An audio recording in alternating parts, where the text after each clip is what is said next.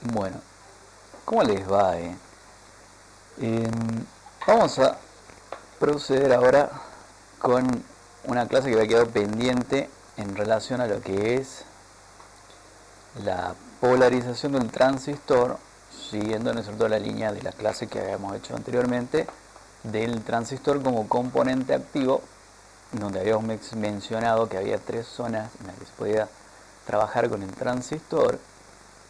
Una zona de corte, que en realidad es una zona en donde el transistor no conduce, y una zona de saturación, ¿bien? Y una zona activa, ¿bien? Una zona de saturación y una zona activa. La zona de saturación es donde podemos hacerlo conducir en la corriente, ¿no es cierto?, digamos, dentro de ciertos límites para no dañarlo. Pero podemos decir que el transistor puede conducir la mayor cantidad de corriente posible, bien, siempre y cuando tenga en cuenta que no se lo pueda llegar a dañar al transistor o al componente que uno está activando ahí con el transistor. Por ejemplo, el ejemplo que hemos visto, que bien, estoy abriendo ahí el archivito, no tenemos un LED que accionábamos con un interruptor acá para hacer que esto entre en saturación. Bien, este transistor entra en saturación y comienza a conducir la máxima de corriente posible. Bien, limitado por esta resistencia que ustedes ven, es una resistencia muy baja de 1 ohm, pero bien, acá me está dando la corriente suficiente, voy a sacar esto, la corriente suficiente como para que encienda el LED. En alrededor de 19 miliamperes, aproximadamente la corriente máxima para este LED de color blanco. Si yo esto lo desactivo, ven, no conduce absolutamente nada porque no existe ninguna corriente acá que entre por la base y me permita que comience a circular corriente eléctrica a través del colector hacia el emisor. Bien, acuérdense, el chiste de todo esto era lograr hacer que el transistor conduzca la corriente eléctrica accionándolo a través de su base para que comience a conducir entre el colector y el emisor. Bien, este circuito no tiene tampoco mucho chiste, es simplemente para mostrar el encendido del transistor, que a su vez enciende el LED al entrar en saturación.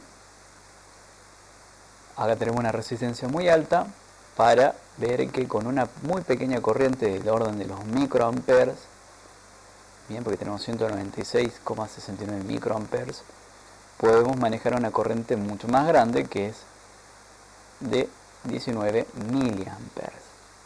Bien, son corrientes pequeñas, es verdad, pero fíjense, la que estamos utilizando para activar el transistor es muy pequeña.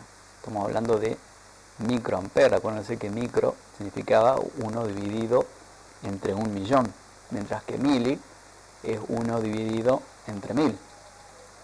Bien, bueno, en el video obviamente hice el cálculo de qué tan grande es la corriente esta con respecto a la de acá, es en el video anterior. Pero bueno, ahora la idea es que hagamos justamente una receta de cómo hacer que este transistor, que está trabajando acá simplemente como una llave, porque eso es lo único que hace, acá podríamos colocar otro componente que no sea un interruptor, podría ser otro tipo de componente, por ejemplo una resistencia, una fotorresistencia, aunque bueno, sería diferente la forma en la que se activa, pero esto se podría encender cuando haya luz o cuando no haya luz, depende de cómo lo diseñemos al circuito. Bien, lo más común es obviamente que se encienda cuando no haya luz, pero no va a ser el caso este. Ahora lo que queremos ver es justamente esa receta de cómo transformar esto en un amplificador. ¿Qué es un amplificador? Seguramente ustedes tienen un amplificador en sus casas, un amplificador de audio. Es un aparato que lo que hace es darle, bueno, más potencia, podemos hacer el sonido, más volumen, sonido que se escuche más fuerte. Bien, podemos decirlo así hablando mal y pronto, pero lo que está haciendo el amplificador es lograr que la pequeña señal de entrada, ¿bien?, que una señal pequeña, bien, muy pequeña, por ejemplo la señal que nos puede dar el micrófono, la señal que nos puede dar el, qué sé yo, el lector de la memoria de SD que tiene el aparatito, el celular, cuando lo conectamos ahí con el cable auxiliar hacia el equipo, son señales muy bajas, no son señales altas. Si fueran señales altas, podemos conectarlo directamente a un parlante y se escucharía fenómeno ahí con alta potencia, pero no es así. Necesitamos amplificarla porque son señales bajitas, pequeñas. Bien, ¿a qué me refiero con eso? Vamos acá a dibujar entonces una fuente. Partamos entonces de eso. Una fuente de tensión de un terminal. Bueno, creo que puse acá una de continua, pero esto se lo puede editar. En realidad obviamente tiene que ser de alterna porque el transistor va a amplificar señales alternas. Y fíjense que acá la tensión máxima es de 5 voltios según lo que muestra el simulador aquí. Lo vamos a hacer todavía más chiquita. Vamos a amplificar una señal muy pequeña del orden de los milivoltios. Bien.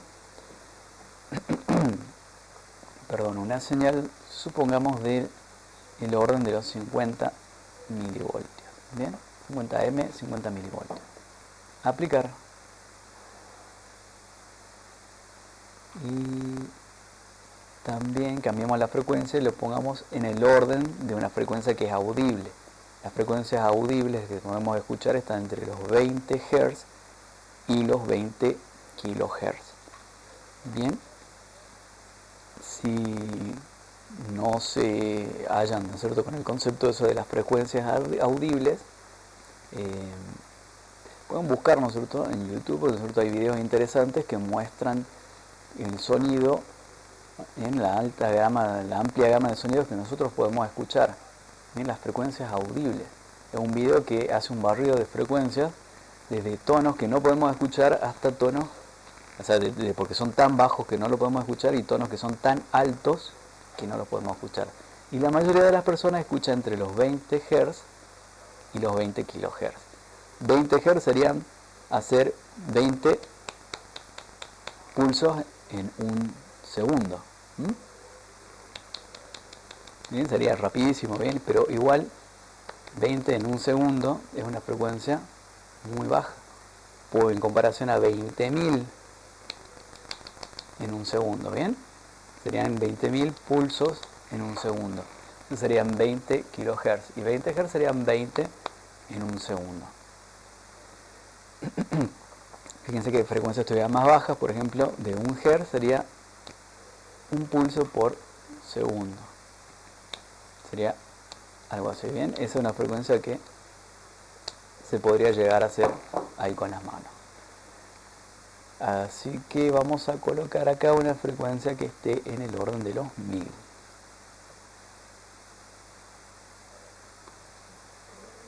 Bueno. Ok, y aplicar. 1 kHz, o sea 1000 Hz, ese, y un voltaje del orden de los 20 miliamperes, perdón, 50 miliamperes. Una tensión muy baja. Vamos a ver ahí en el osciloscopio. Y en esto, bien, no vemos nada, no vemos la corriente, porque obviamente no está conectada a nada, pero podemos ver la tensión. Vamos a poner acá a mostrar la tensión, el valor de pico y el valor RMS. Cambiamos la unidad del tiempo porque la podemos ver, porque si no, no se ve absolutamente nada. Bien, vemos líneas muy juntas. Bien, si quieren pongamos acá 200 microsegundos por división, o sea que cada una de las divisiones estas horizontales representan 20 microsegundos. Justamente para que podamos ver esta onda que sucede muy rápido en tiempo. Ok, bueno, la receta para hacer un amplificador con un solo transistor de este tipo, ¿no es cierto? Transistor de unión bipolar, en este caso un NPN. Estaba activado todavía la opción esa de dibujar ahí. Ahí está. ¿Ven? Vamos a parar acá la simulación para que quede limpia un poco más la pantalla. Necesitamos, bien, los ingredientes para hacer el amplificador. Necesitamos una fuente de corriente continua para que podamos energizar el circuito. Necesitamos 4 resistencias, acá tenemos 2, bien, lo damos acá en el simulador control C, control V y control V. Bien, necesitamos 4 resistencias, necesitaríamos 2 capacitores. Acuérdense, había un video ahí también en el canal que habla sobre capacitores y bobinas. Un capacitor es un componente que almacena carga, bien, almacena carga eléctrica en su interior, bien, se carga igual como de manera similar a una batería, así que una vez cargado mantiene un cierto voltaje entre sus extremos y una cierta cantidad de carga en su interior. Puede trabajar en corriente continua y en corriente alterna.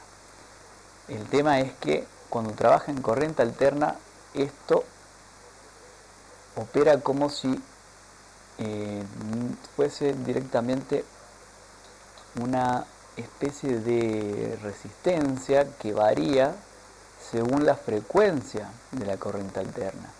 Fíjense que para algunas frecuencias este capacitor va a tener un valor de resistencia muy alto, mientras que para otras frecuencias va a tener un valor de resistencia muy bajo.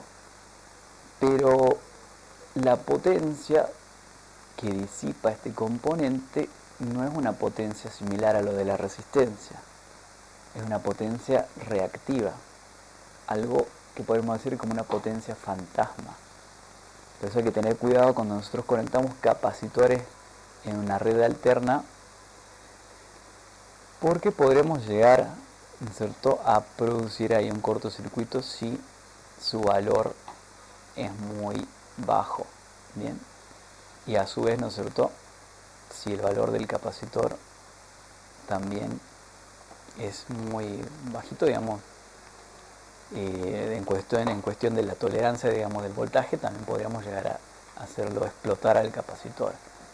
No es recomendable ponerse a jugar con capacitores en la corriente alterna, salvo justamente de que sean capacitores especiales y preparados para trabajar con corriente alterna, por ejemplo los capacitores para arrancar motores, u otros que podemos llegar a encontrar, ¿no es cierto?, en equipos eléctricos. Bueno, pero yendo al tema, acá el capacitor va a actuar como una especie de resistencia para la corriente alterna, ¿bien? Ya vamos a ver por qué, pero se comporta de esa manera. ¿Para qué lo vamos a utilizar? También ya vamos a ver para qué lo vamos a utilizar. Necesitamos 2 de estos. Fíjense que estos capacitores van a actuar como si fuesen una especie de filtro. En sí, acá en el amplificador van a actuar como una especie de filtro. ¿Bien? Un filtro que va a impedir que pasen cosas que no tengan que pasar ahí. Y bueno, el transistor, perdón, ¿no es cierto?, nuestro transistor de unión bipolar NPN con su base, colector y emisor. Fíjense que con este cosito, ¿no?, este chirimbolito, podemos amplificar señales muy débiles. Justamente para eso se lo inventó. Aunque tiene otras aplicaciones, obviamente, ¿no es cierto?, podemos utilizarlo como si fuese un interruptor pero la idea principal era justamente crear algo que amplifique señales para la comunicación, porque antes, ¿cierto?, en la época, ¿no es cierto?, a mediados del siglo XX, cuando se lo inventó, existían, como les habíamos mostrado, ¿no es cierto?, en el otro video, los tubos de vacío con las válvulas triodo que ocupaban mucho espacio, funcionaban, sí, pero se calentaban, se descomponían rápidamente, se quemaban, demandaban mucho esfuerzo para el mantenimiento. Y el señor William Shockley que se escribe SCH, SCH Shockley, William Shockley junto con Walter Brattain y John Bardeen, trabajando para los laboratorios Bell, diseñaron un transistor, obviamente no como los transistores que existen ahora, pero sino un aparato mucho más grande, pero que justamente cumplía esta función que ellos estaban buscando. Experimentando, ¿bien? Experimentando llegaron a dar con este aparato. Aunque la idea original era crear otro tipo de transistor que luego se perfeccionó, pero bueno, no vamos a entrar ahora de eso. Y la confusión en el video anterior es si era Shockley o Shockley, bien, si era con SCH o SH, parece una tontera, pero acá en internet figura como Shockley. Pero el nombre en realidad de él es con SCH y en todos lados de internet, en gran parte de internet aparece sin la C. Bien, pero en un libro, bueno, yo también soy el primero y principal que dice que a veces los libros se equivocan, pero en varios libros biográficos, como este de Fundamentos de Circuitos Eléctricos de Sadiku, figura como corresponde, William Shockley. Bien, gracias a él se revolucionó la electrónica empleando semiconductores. Y gracias a él, obviamente, se revolucionó todo, digamos. Ahora tenemos los celulares, las computadoras y todo esto con el que estoy trabajando, ahora gracias al invento de este señor. Bueno, al invento de este señor, junto con las personas que colaboraron, obviamente, ahí desde Bardeen hasta Brattain y qué sé yo, el ayudante ahí que le pasaba el café y todo eso, ¿ven? Y todos colaboraron ahí en los laboratorios para lograr llegar a tener esto, el transistor. Bueno, continuamos con la receta, pero en definitiva no. Lo que nosotros queremos hacer es que esto trabaje en la zona activa, la zona que amplifica señales. Bien, queremos que esto, que tiene apenas, ¿no es cierto?, 49 milivoltios, bien, casi 50 milivoltios como máximo,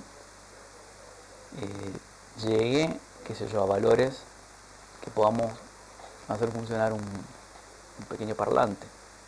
Bien, tenemos una fuente de 9 voltios, partamos de ahí. Nuestro ingrediente acá principal es una fuente de tensión, aunque este dice de 5 voltios, yo lo voy a cambiar acá a 9. Bien, era de 5 por el aparatito que teníamos antes. Bien, una fuente de 9 voltios. Partamos desde ahí. Nosotros quisiéramos que nuestra salida tenga como máximo la mitad del valor de la fuente, es decir, 4,5. Eso es lo ideal. Trabajemos justo en el punto medio, con 4,5. Esa sería nuestra BC. Nuestra BC, voltaje de colector. Bien, acá tengo un palito. Vamos a poner el palito por acá. Hay algo ahí que está raro, pero no importa, voy a mover esto ahí. Nada, está, no sé qué, puntito. Bien, entonces la tensión que nosotros queremos que exista acá en ese punto es de la mitad del valor de la fuente, o sea 4,5. Bien, obviamente vamos a ver así rapidito. Entonces BC, bien, vamos a poner mayúscula BC. La calculadora es buenísima porque puedo escribir acá las cosas. Bueno, ahí quedó en pantalla completa. BC igual a 9 voltios dividido de 2. ¿Ven?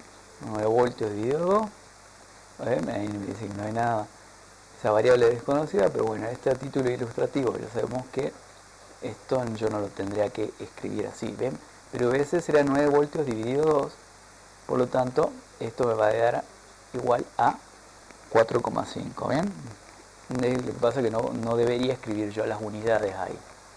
Son 4,5 voltios, pero sí puedo escribir las variables, BC, por ejemplo. 4,5 voltios sería nuestra tensión. Entonces, Fíjense en que si hacemos todo bien, el pico máximo de la salida ya no va a ser de 49 milivoltios, sino que va a ser de 4,5 y quizás un poquito más, porque esto van a ver que no es perfecto y puede ser que nos dé un poquito más, un poquito menos. Bien, pero lo ideal también justamente es que la señal de salida salga exactamente igual o lo más exactamente posible igual a la señal que nosotros ponemos de entrada. Si nosotros ponemos una senoidal acá a la entrada, esa señal senoidal a la salida también tiene que ser senoidal, no tiene que ser ni cuadrada, ni en forma de sierra, tiene que ser senoidal, ¿bien? Así el sonido va a ser lo más fiel posible a la señal que nosotros le estamos entregando, ¿bien? El sonido del parlante tiene que ser lo más fiel al sonido que nosotros le entregamos a la entrada. Si no, se escucha una distorsión, ruido y un montón de cosas que nosotros no queremos que pasen. BC, ya tenemos BC igual a 4,5. Ahora calculemos la primera resistencia que va a ir conectada justamente al colector. Tenemos una BC que va a ir conectado al colector. Ahí hay una cosita que no sé qué es. No sabía que tenía un puntito ahí. Bueno, no importa. No sé qué es, pero bueno, lo dejemos ahí. No importa tanto, es un puntito que está ahí en el medio. Esta va a ser nuestra BC. Obviamente no tiene que ser de un ohm. ¿Bien? Bueno, no sé, podría llegar a ser la casualidad, pero por lo general no son tan bajitas las resistencias que van ahí, porque si es muy baja, la corriente que va a circular es bastante grande. Ahora hay que ver un parámetro importante acá, que es la ganancia que tiene nuestro transistor. El fabricante nos dice que es de 100. Bien, de hecho, si agarramos un componente de verdad y no uno acá del simulador, vamos a ver que por lo general están entre 50, 100 y quizás un poquito más, pero es más o menos ese el orden. Depende de qué tipo de transistor sea. Bien. Perdón. ¿Qué hacemos con esa ganancia igual a 100? Fíjense que con esa ganancia igual a 100 nosotros podemos hacer el siguiente cálculo. La corriente que va a circular a través del colector, o sea la IC, corriente en el colector, va a ser igual a ese beta. Bueno, no sé cómo poner los símbolos acá, pero vamos a poner B, ¿bien? Beta. Se parece bastante la B a la beta. No sé si se puede poner simbolitos acá. Pero bueno, la beta, que es igual a 100, multiplicado por la corriente de la base. Bien, vamos a poner así en mayúscula, y esto lo vamos a poner así chiquitito. Bueno, la corriente de la base.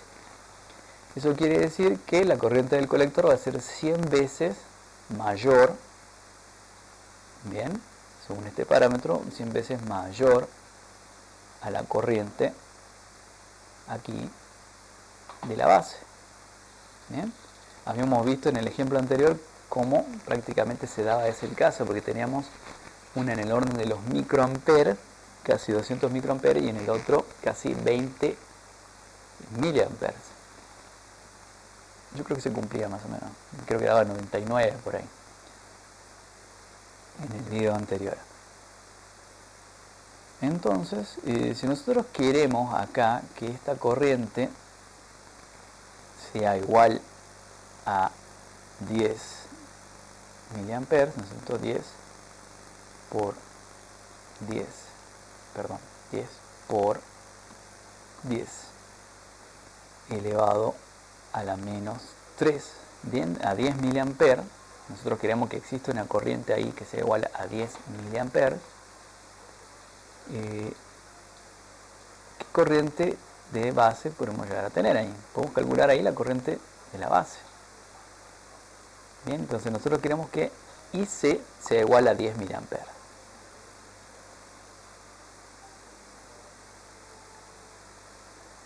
A 10 miliamperes. Por lo tanto, la I de la base va a ser igual a 10 miliamperes, 10 por 10 exponencial a la menos 3.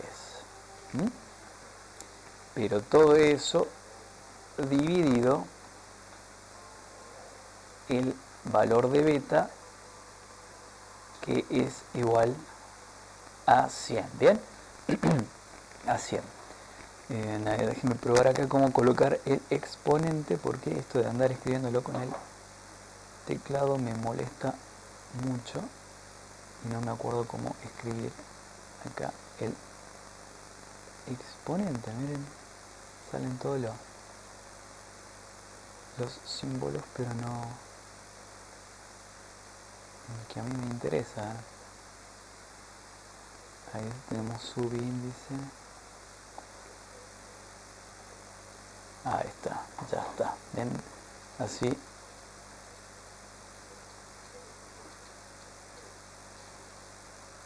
Así yo puedo escribir el exponente sin tener que estar tocando el teclado porque es molesto. Bien.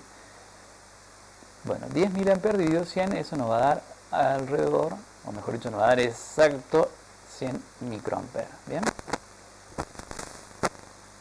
Borro eso porque si no, no voy a poder hacer el cálculo. Pero nosotros estamos calculando la IB en base al valor de IC, que ya sabemos que queremos que sea de 10 miliamperes.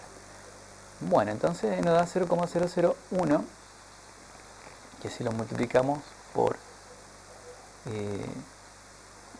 10 a la 6, ¿no es cierto? Para obtener el resultado del microampere nos tiene que dar 100 microamperes. Por 10 exponencial a la 6 y nos da 100 microamperes. Bien, entonces son 100 microamperes la corriente de la base. Bien, podemos expresarlo así como microamperes o así de esta manera como amperes. Bien, estaría escrito acá arriba. ¿Qué más? ¿Qué más? A ver. Bien, entonces, ¿qué hacemos con eso? Ya tenemos el valor de la corriente que queremos que circula a través del colector. Sabemos la corriente que va a circular a través de la base. Podemos calcular también la corriente del colector, la corriente del emisor. Bien, la corriente del colector ya la hemos elegido. Podemos calcular la corriente del emisor y vamos presentando ahí, ¿no es cierto?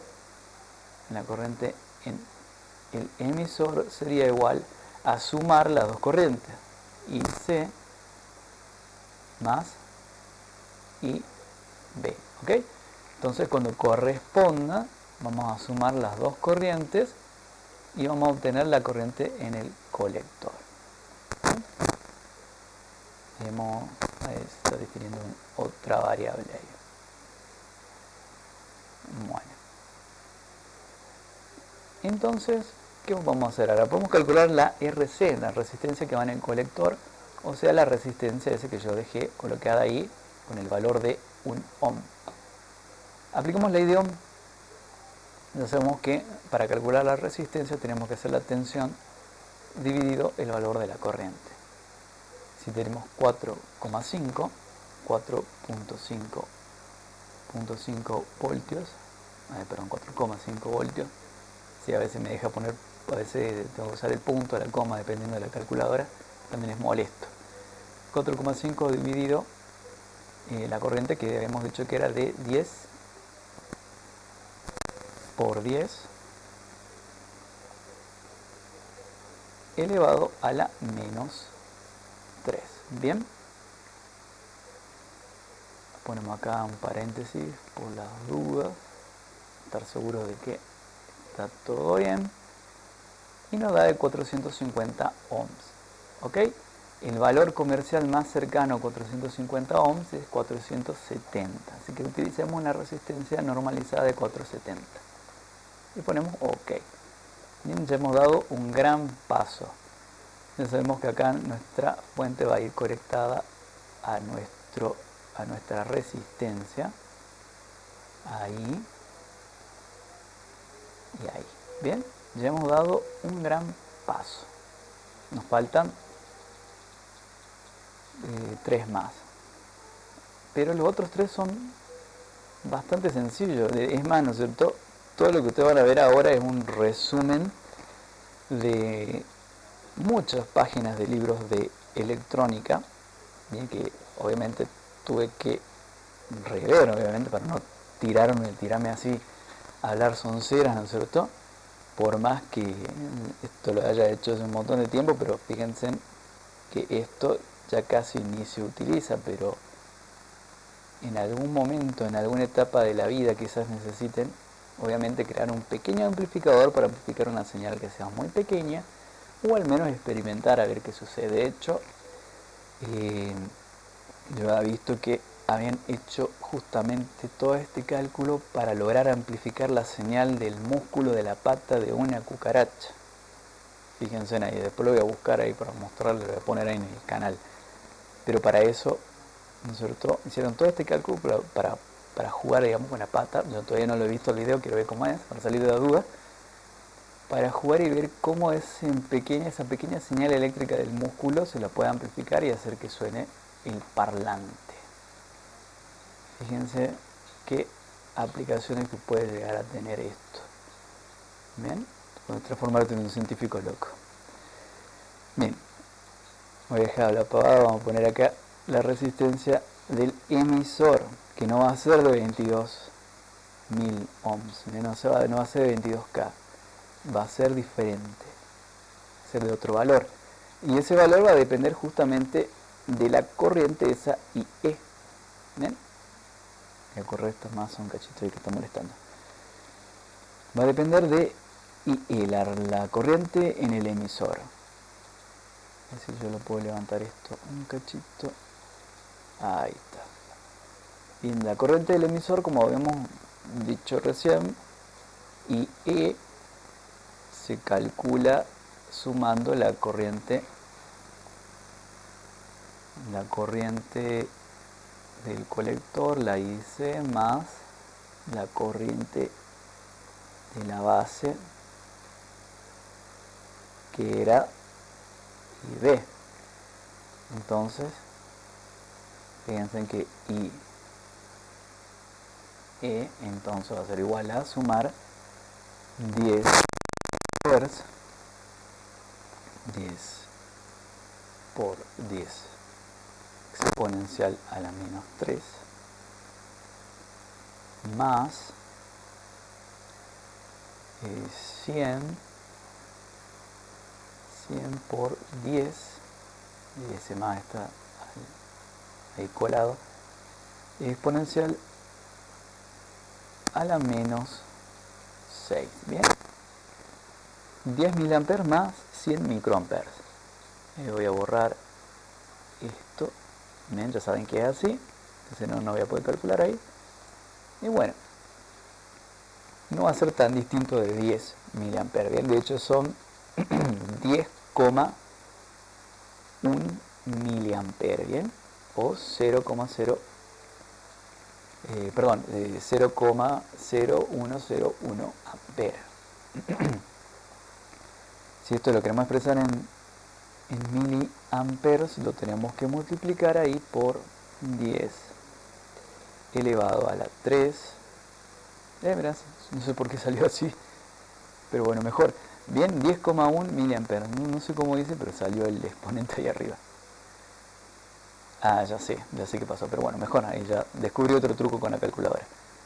Entonces tenemos 10,1 miliamperes. Bien, esa es la corriente IE. Y esa corriente IE la vamos a utilizar para calcular RE, de nuevo aplicando la ley de Ohm. RE, bueno, eso ya no lo había hecho hace un rato, pero bueno, lo voy a hacer ahora. Hace un rato no puse RC igual a tanto, pero ahora pongo RE. Del mismo modo tenemos la tensión. ¿Pero qué tensión? Ahí está, ¿ven? Se dice, ¿no es cierto?, en los libros, que para estabilizar la resistencia, la llamada transresistencia, acuérdense que el nombre de transistor viene de transresistor, una resistencia variable, una transresistencia, una resistencia que varía en este caso con la corriente eléctrica que nosotros le apliquemos. Acuérdense que cuando nosotros no le aplicamos una corriente eléctrica, esa resistencia es muy alta, pero cuando nosotros le aplicamos una corriente eléctrica a la base, esa resistencia se vuelve muy baja.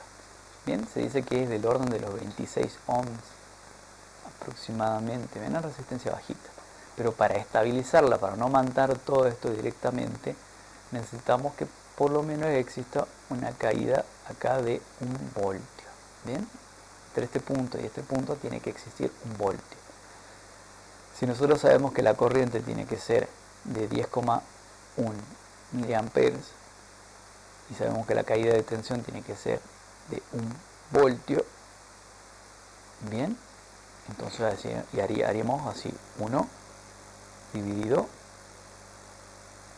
en los 10,1, los 10,1 por 10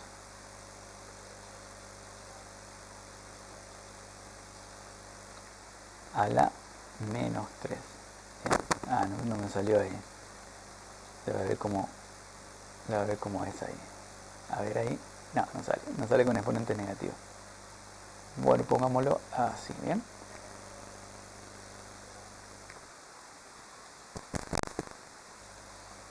Uno dividido eso, bien, los 10,1 por 10 a la menos 3 amperes o 10,1 miliamperes. Y nos da 99,00990099, un número periódico que es aproximadamente igual a 100. De hecho, vamos a colocar acá, en vez de todo el chorizo ese, una resistencia de 100, que ese valor existe en la realidad. 100 ohms. Ya tenemos nuestra RE. Vamos a conectar la puesta tierra esta a I. Y obviamente esto lo vamos a conectar acá, que está el negativo de nuestra fuente. Bien, ahora este capacitor, que ya vamos a ver qué valor debe tener, tiene que ir conectado acá.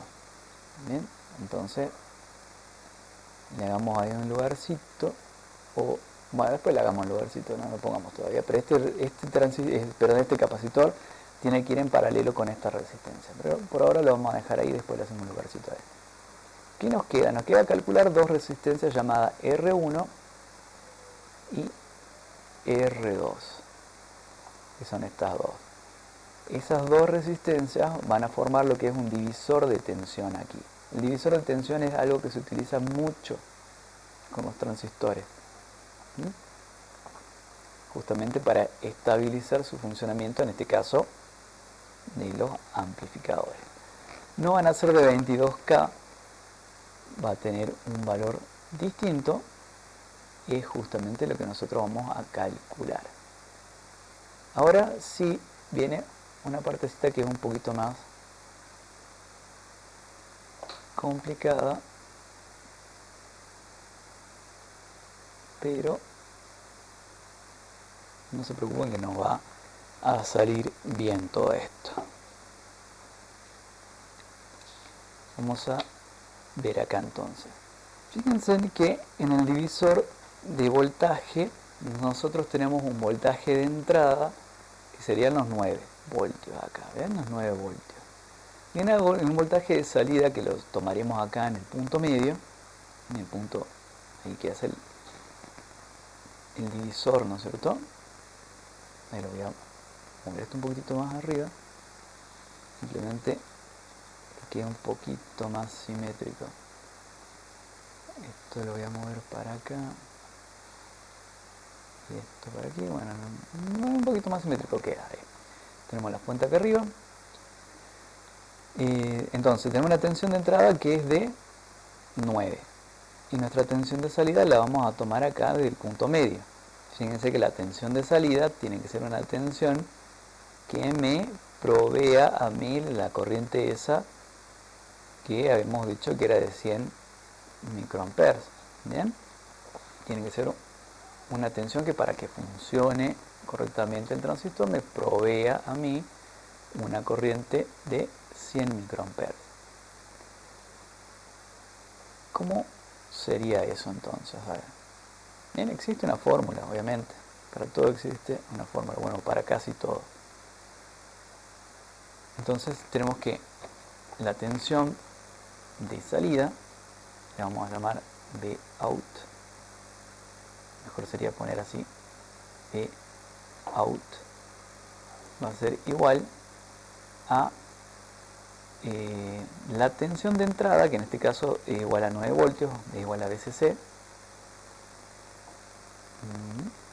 VCC, eso multiplicado por el valor de R1. R1 es la primera resistencia, la que está arriba. ¿Bien? Siempre es así. Siempre la nomenclatura es así. R1. Y todo eso dividido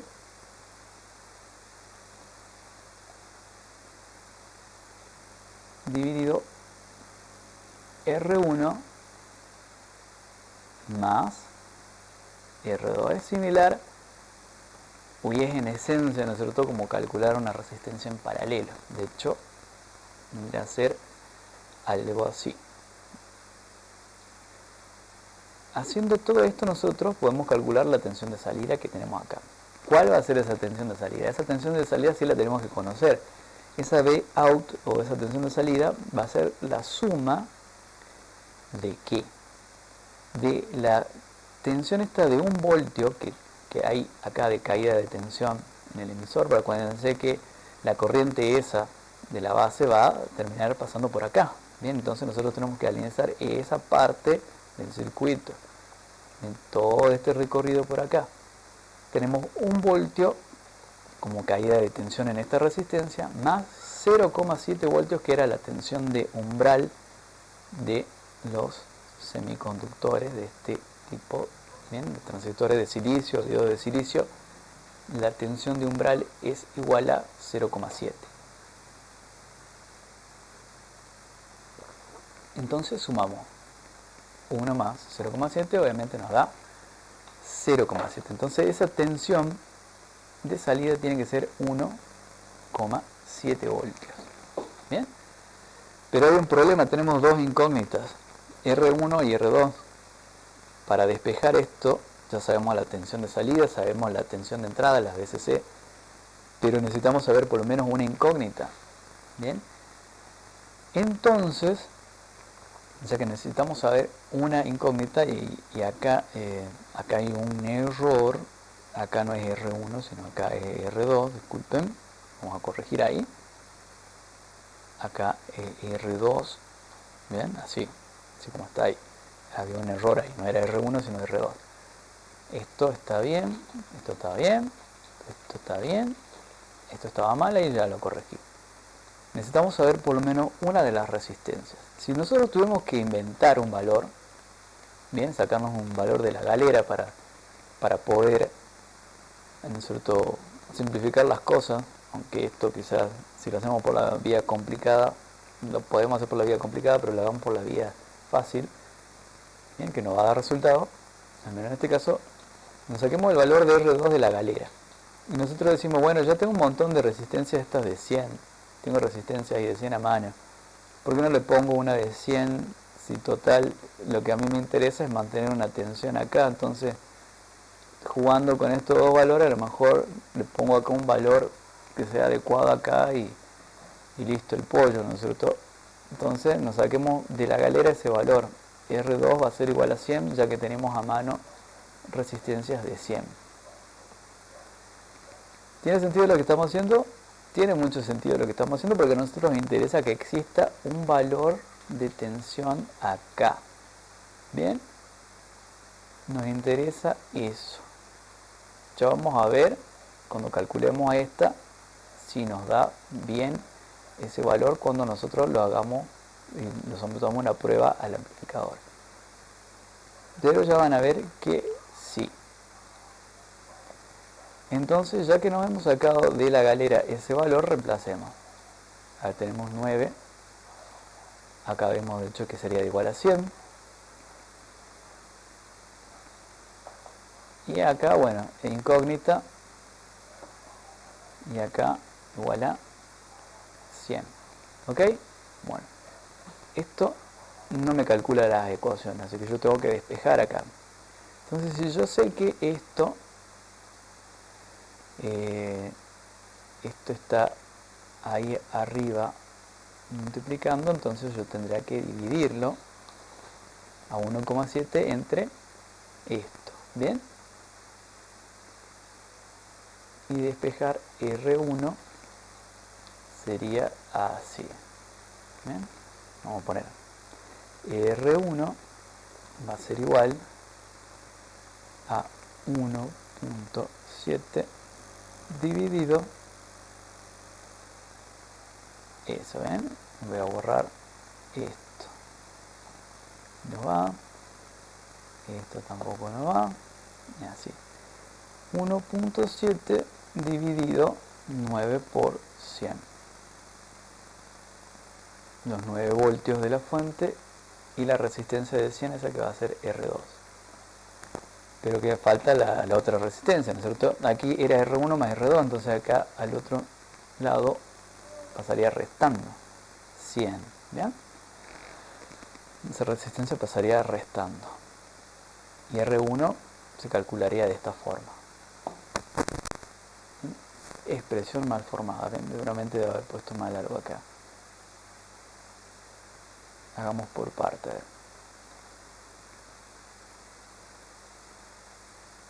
No sé qué estaría mal. Esto de acá, a ver, vamos a sacar esto de ahí. Menos 99. Pues ahí. ¿Por qué está? No sé, lo voy a haber escrito mal algo, Lo voy a haber escrito mal algo. Y sí, había escrito mal algo ahí. Habría escrito algo mal, sí. Volvamos del principio, a ver. Sí, había escrito algo mal ahí. Volvamos del principio. Entonces tenemos que la tensión de salida, bien, la tensión de salida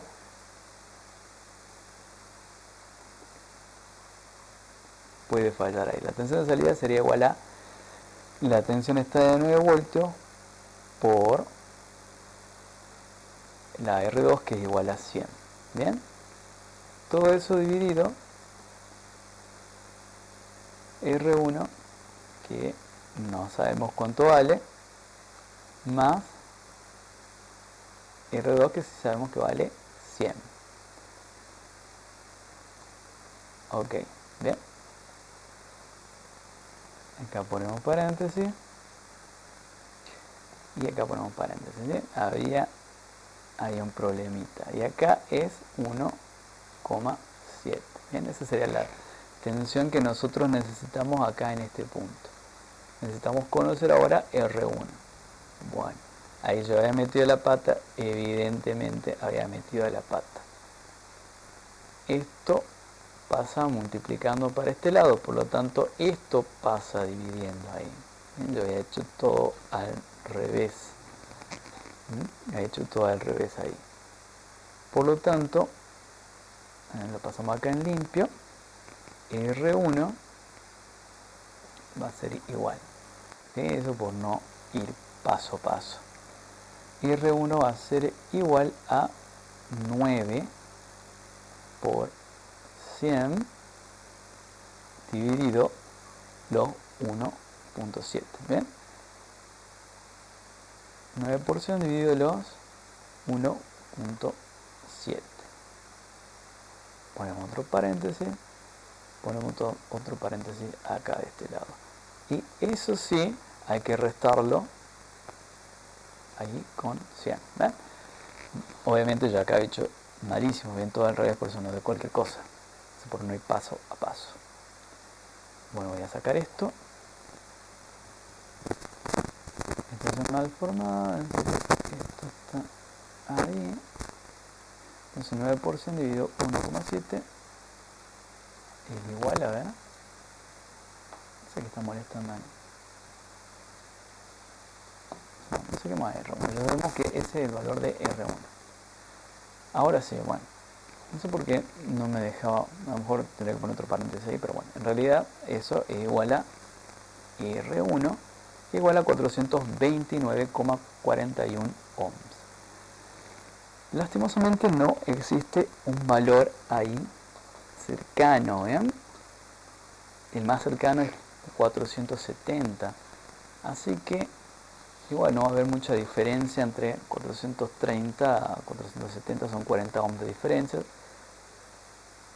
Igual podemos hacer un artilugio ahí, pero ya tenemos el valor de R1. Y fíjense, obviamente, hemos llegado al gran detalle de que R1 va a terminar siendo igual a la resistencia C. Bien, ojo que no siempre va a ser así, pero la mayoría de las veces podemos lograr el efecto que nosotros queremos utilizando de esta manera la resistencia. ¿Ven? Coinciden los valores de acá arriba y coinciden los valores de acá abajo. Bueno, antes de jugar acá con el tema de los capacitores, ya hemos calculado todos los valores necesarios para hacer una polarización de nuestro transistor. Veamos qué pasa. De manera que ahora viene la parte buena, probar qué va a suceder.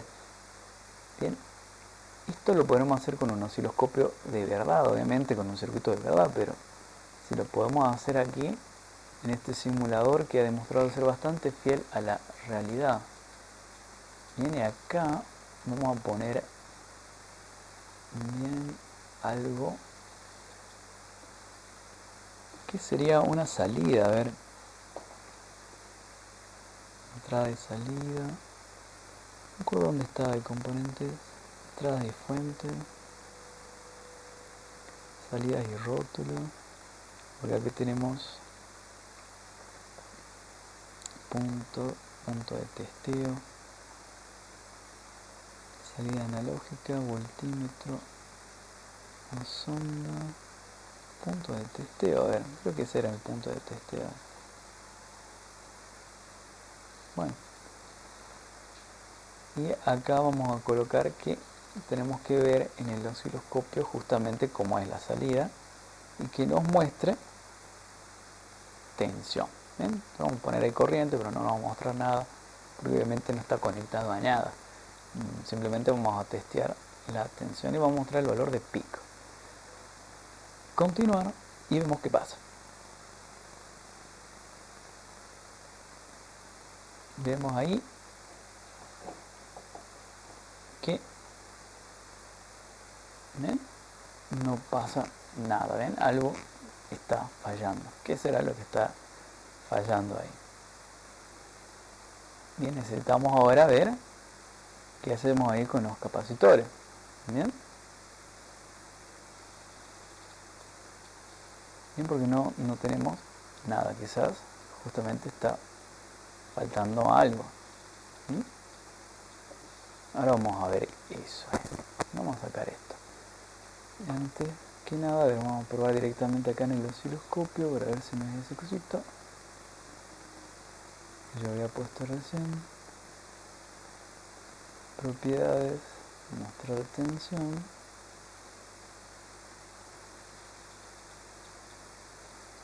Ok, vean, no pasa absolutamente nada. Fíjense acá, en este otro. Fíjense que yo ya lo terminé y tengo los mismos valores. Pero tengo acá capacitores. Bien. Tengo ahí unos capacitores ya conectados. Y acá, bueno, creo que acá yo estoy teniendo una de 100 mili ahí, 100 milivoltios. Bien, ¿cómo llegué yo a esos capacitores? Fíjense que las resistencias son las mismas. Ahora lo que yo no sé que he utilizado acá, voy a sacar esto, remover diagrama.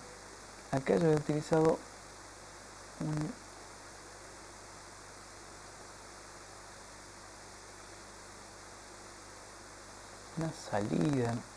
una salida ahí para hacer la conexión.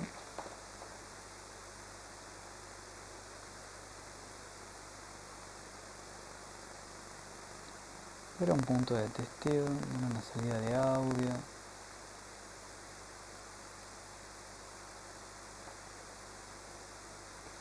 Voltímetro sonda tampoco. No me acuerdo si era una salida, Bueno, sí, era eso justamente, una salida. Una salida ahí. Bueno. Y ahí sí lo podemos ver en el osciloscopio para que quede similar a lo que está en el otro circuito simulado ahí. Pero no vemos nada, ¿ven? Aquí no. El chiste es que no veamos absolutamente nada porque nos está faltando justamente esos componentes que están ahí. La teoría nos dice que vamos para acá, que este capacitor que va en paralelo con la resistencia, ¿ven? Vamos a sacar las cositas esas que no van. Este capacitor que tiene que ir en paralelo con la resistencia, vamos a parar ahí porque si no se ralentiza todo, tiene que ser de un valor tal que represente una resistencia muy baja al paso de la corriente alterna, ¿bien? Entonces toda la corriente alterna que pueda existir acá tiene que ser derivada a tierra a través del capacitor. Bien, es como si acá fuese un cortocircuito, tiene que tener una resistencia muy muy baja al paso de esa corriente alterna. ¿Para qué? Para que no me altere lo que sucede acá en el emisor con el tema acá de la corriente continua. Bien, acuérdense que el transistor para funcionar necesita esa corriente continua. La corriente alterna es simplemente para amplificarla. Si yo ahí les meto algo que no va, que es la corriente alterna, me va a modificar todos los cálculos que yo hice y obviamente no me da nada. De hecho no me está dando absolutamente nada y yo lo necesito entonces a eso conectado ahí. ¿Qué valor tiene que ser? Ahí entramos en un cálculo un poquito más complejo que está mejor detallado en el video que habla sobre capacitores. ¿Bien? Un video que yo lo hice para digamos, todos los cursos en general, porque habla de conceptos que todos los pueden llegar a utilizar, que es la impedancia y el comportamiento de los capacitores y bobinas tanto en corriente alterna como en corriente continua. Para la corriente continua, el capacitor representa un circuito abierto, ¿bien? O sea que no deja pasar absolutamente nada de corriente continua. Una vez que esto se cargó, no deja pasar absolutamente nada de corriente continua. Pero para la corriente alterna, bajo ciertas condiciones se comporta como si fuese un cortocircuito, o sea, dejaría pasar toda la corriente ahí. Toda la corriente que a mí no me sirve en este caso para hacer funcionar el transistor. Me sirve solamente para que yo pueda llegar a tomar una medición ahí y ver, obviamente, que he amplificado la señal. ¿Cómo se calcula eso? Eso depende de la frecuencia. Nosotros tenemos 1000 Hz ahí. Bien. Se dice que esa resistencia, bien, la resistencia que va a tener el capacitor, fíjense, ¿no es cierto?, qué concepto, ¿no es cierto?, la impedancia que va a tener ese capacitor, impedancia es resistencia, bien, es un sinónimo. Más que un sinónimo sería el término correcto que tendríamos que utilizar, la palabra impedancia. Pero, yendo al grano, ¿no es cierto?, esa impedancia que se la llama XC debe ser menor o igual, bien, menor o igual, fíjense cómo estoy escribiendo ahí, menor o igual, al 10% de la resistencia esa del emisor. O sea, 0,1 por el valor de 100. Según los libros. Según el libro de electrónica de Pablo Alcalde San Miguel, que es un libro que también he consultado, que es muy interesante porque explica bastante conciso. Los libros de ese autor me gustan porque son concisos, van al grano. Te dicen, vos tenés que hacer tal cosa, como en este caso, como estamos haciendo. Voy a borrar eso Entonces nuestra impedancia tiene que ser de 10, igual a 10 ohms. Si se habla también de ohms. Vamos a tomar ese valor de 10. ¿Cómo hacemos el cálculo? Bien, el capacitor, el valor de C, el valor del capacitor, se lo calcula haciendo el siguiente cálculo. Bien, ese sería igual a 1 dividido, paréntesis, 2pi. Acuérdense que pi es 3,14. No vamos a entrar en detalle de por qué es 2pi. Está explicado en el otro video. Ese 2pi por f representa algo que se llama velocidad angular, pero no viene al caso ahí. Para este caso nos interesa que es 2pi por f. La frecuencia es de 1000. 2 por 3,14. Bien, obviamente redondeado el valor de pi. 2 por 3,14, mejor dicho truncado, no redondeado, por 1000. Multiplicado por ese valor de 10 ohms que nosotros necesitamos que tenga de impedancia el capacitor. Bueno, expresión mal formada. Vamos a sacar algunas cosas de ahí para que no nos moleste.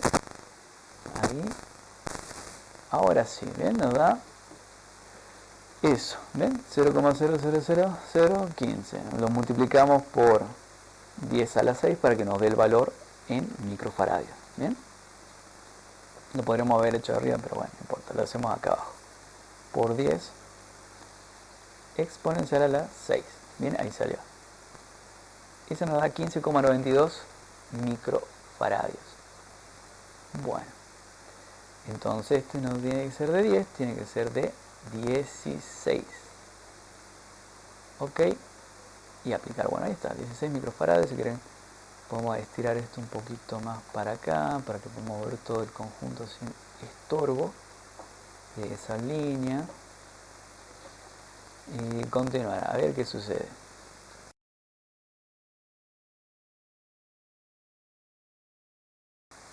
Bueno, acá, bien, ya tenemos todo listo. Hay un pequeño problemita ahí.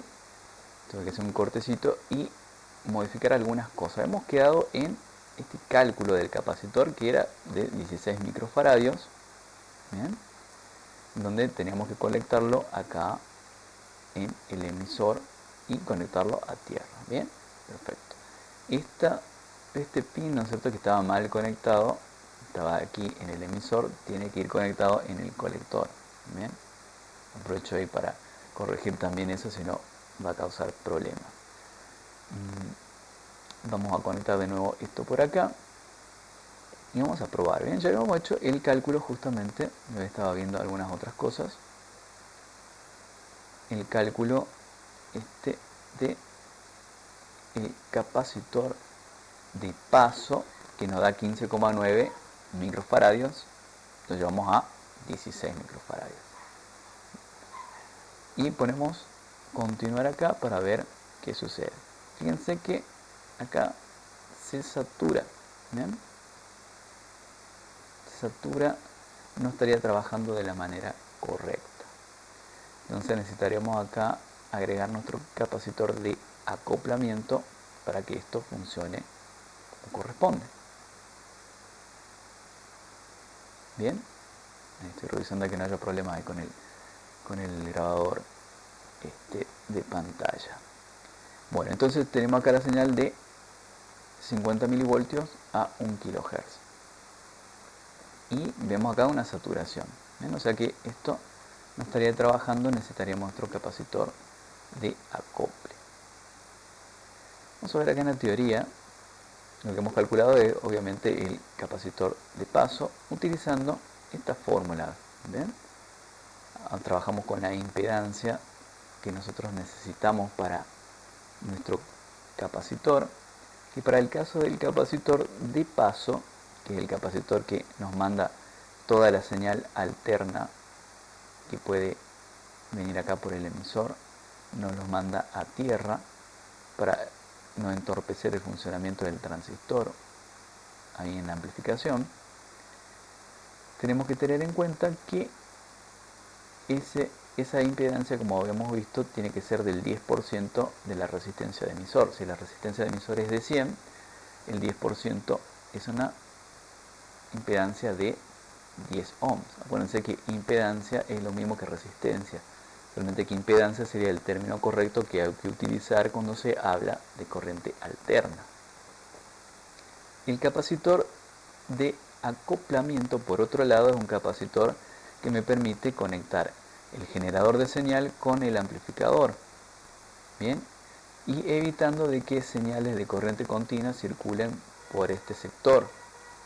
Esas señales de corriente continua me van a entorpecer el funcionamiento de mi aparato. ¿Bien? Entonces tenemos que hacer una conexión con un elemento que no entorpezca el paso de la corriente alterna. Pues si yo conozco una resistencia, el paso de la corriente alterna se va a ver perjudicado. ¿Bien? Voy a tener una disipación ahí de potencia que no me sirve a mí. No va a funcionar correctamente tampoco mi amplificador. ¿Qué es lo que debería yo hacer? Poner un capacitor ahí. El capacitor, como hemos dicho, para la corriente alterna funciona como si fuese un cortocircuito, o sea, deja pasar toda la corriente alterna, pero no deja pasar la corriente continua. ¿Bien? Acá también, ¿bien? Utilizamos el mismo principio de funcionamiento, dejamos pasar toda la corriente alterna, pero no dejamos pasar la corriente continua por acá. Entonces la corriente continua va por aquí y la corriente alterna va por acá. Es en el caso del capacitor de paso, ¿bien? Para no entorpecer el funcionamiento del transistor ahí ya polarizado para que funcione como amplificador.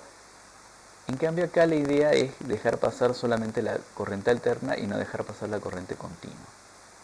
Para ello necesitamos conocer las impedancias de salida del generador y la impedancia de entrada del amplificador, que en este caso nos da unos valores orientativos de 1 kilo ohm y 1 kilo ohm. ¿Bien? 1 kilo ohm para el generador y 1 kilo ohm para el amplificador. Estas dos resistencias se suman y debemos calcular el 10% de esa resistencia y hacer el cálculo con una frecuencia más baja que puede llegar a tener el generador. Como acá tenemos una sola frecuencia que es de 1 kHz, utilizaremos esa frecuencia de 1 kHz. Bien, vamos a ver acá.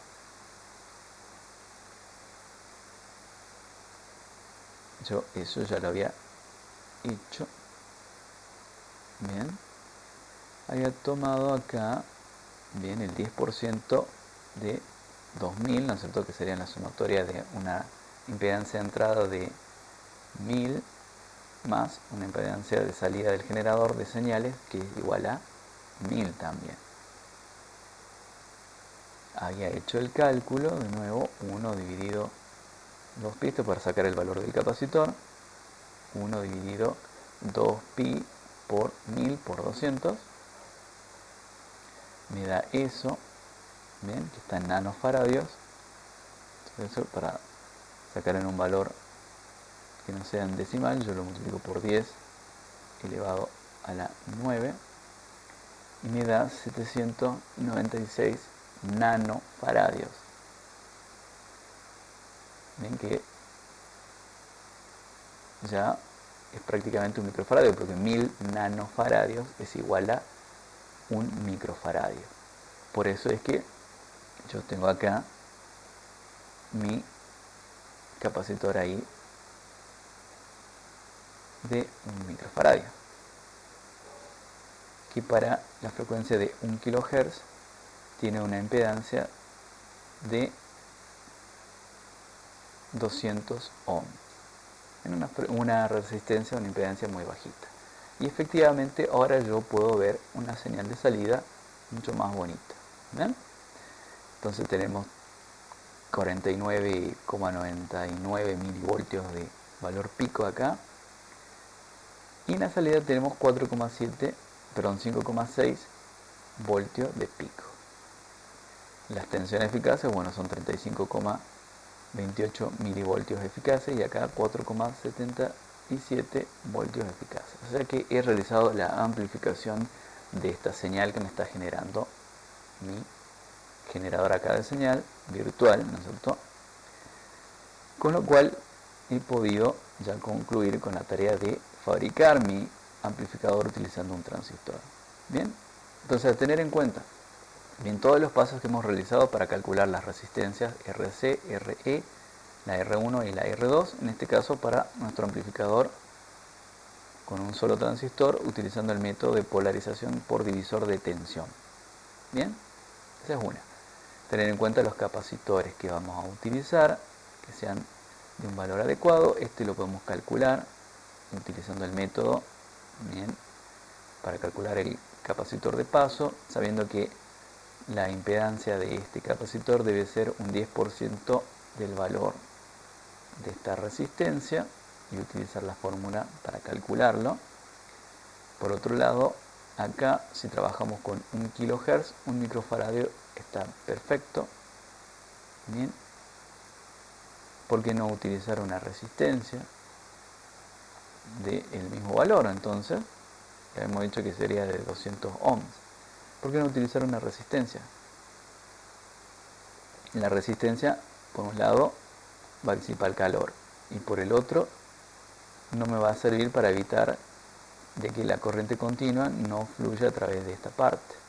Va a fluir, porque una resistencia deja pasar tanto corriente alterna como corriente continua sin ningún problema. En cambio, el capacitor bloquea las corrientes continuas. ¿Bien? Tenemos una saturación. Y bueno, un comportamiento un poco extraño. Funciona, ¿no es cierto? Pero tiene un comportamiento algo extraño. Bien, está como montada ahí la onda. La corriente acá también está ahí, pero al revés, fíjense en ahí, como aparece. Entonces quiere decir que no nos sirve por una resistencia. No podemos colocarla ahí, pero no nos va a dar un funcionamiento correcto.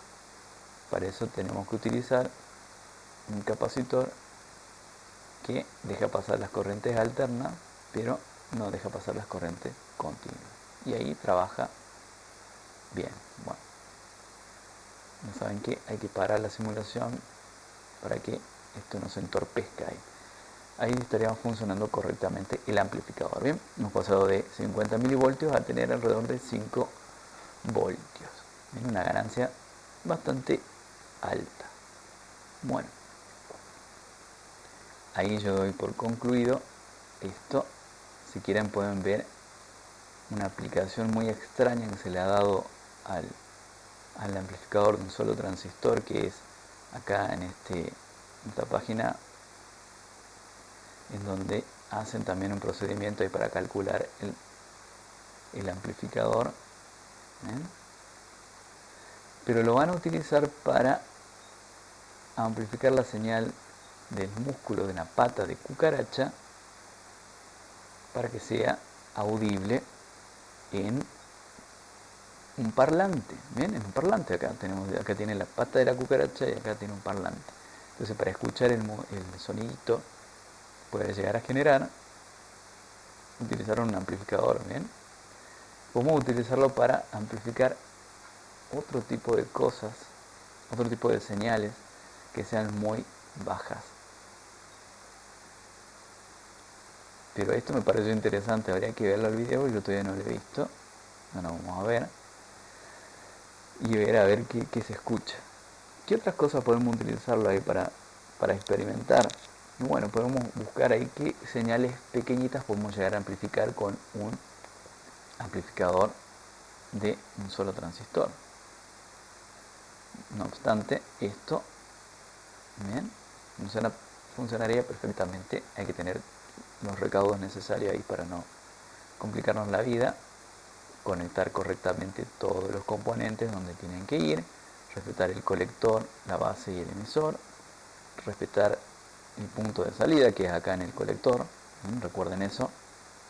Y bueno, yo con esto me despido, espero que les haya gustado.